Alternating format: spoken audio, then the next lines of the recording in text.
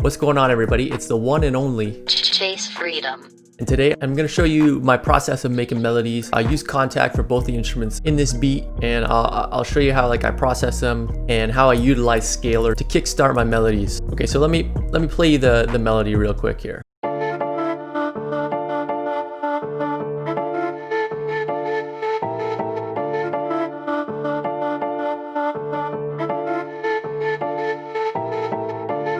Alright, so let's start off with the piano. Piano is the main one, and I always like using pianos in my productions. And like, I never get sick of using pianos. I never get sick of using that like old school ragtime type of sound. Sounds like something you would hear in Westworld. This time I actually used hybrid keys.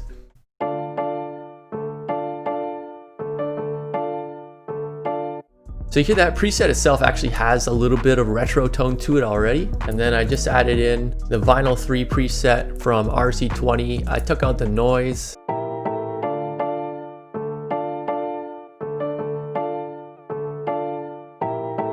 It really didn't make like a crazy difference, but it just made a little bit of difference. It made it a little bit warmer. All right, so let's break it down. Pretty simple MIDI. It's basically just stabbing the chords. I just started with scalar. I went with the D minor scale and I just started clicking that, and I thought right away that's what I'm going to go with. So I clicked in like the ding ding. I did the MIDI capture. I clicked ding ding, and then I dragged it in. And essentially the only other thing that I added to those was the lower note, just to give it a little bit more punch. So really it's based on that chord. And then over here I go to the E chord, and the lower notes play the little bit of variations. And then for the flute, I actually just used something from the default contact library. It's the Persian ney, so it's like a Middle Eastern flute. Without any of the processing, I got this right here.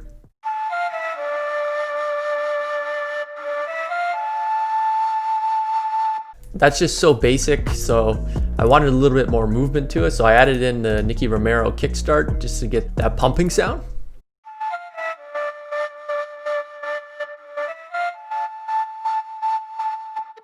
Of course, added some more RC20. This time I went with the Vinyl 4 preset. Again, I took out the noise. I don't really like the crackling and stuff in it.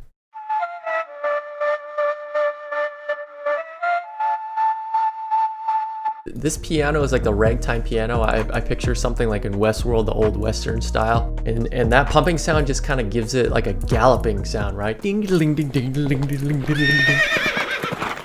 And then when the beat drops, I drop the flute down an octave too.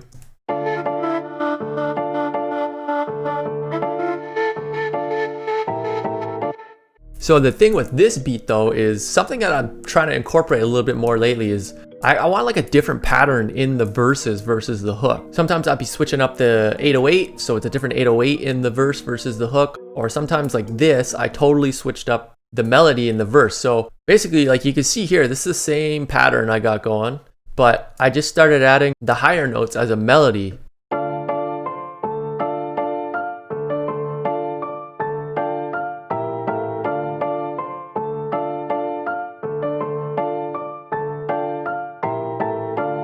You can even look at the pattern, and it has like this little wavy pattern to it. It flows nice throughout the melody.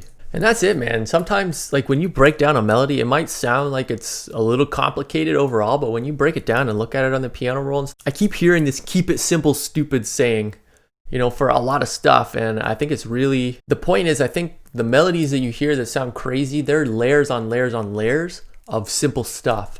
And by the end of it, it all like works together to make it sound like a complicated full melody. And like this one's pretty bare too. It's only like 2 sounds, and then I just offer a little bit of variety, but like the frequencies that the things are covering, and they both individually have like their own bounce to them, really help to fill the beat out. So just to show you the contrast between the hook and the verse, I'm gonna play that through with the whole beat.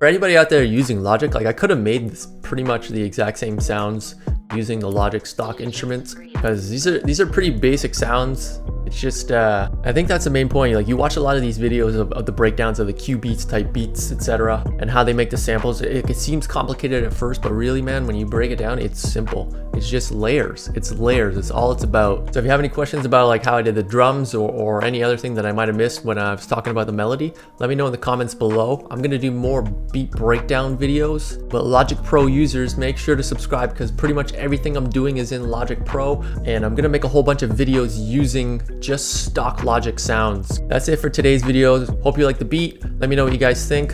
Thanks for watching. Make sure to hit the thumbs up button, and I will catch you in the next video.